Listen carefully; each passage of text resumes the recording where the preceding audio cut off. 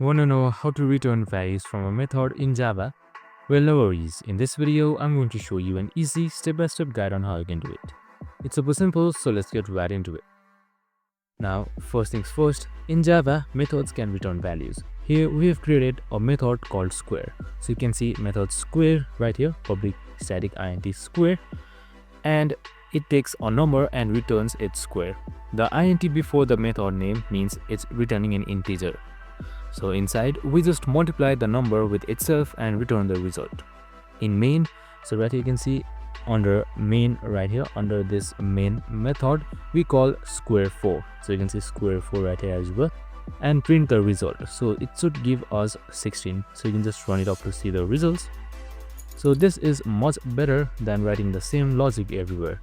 You find it once, reuse it everywhere. It keeps the code organized, and you can even change the logic later in one place without editing multiple lines across your program. And that's it. I hope this video helped. If it did, make sure to like, subscribe and tune in with us for more of these videos. See you in the next one.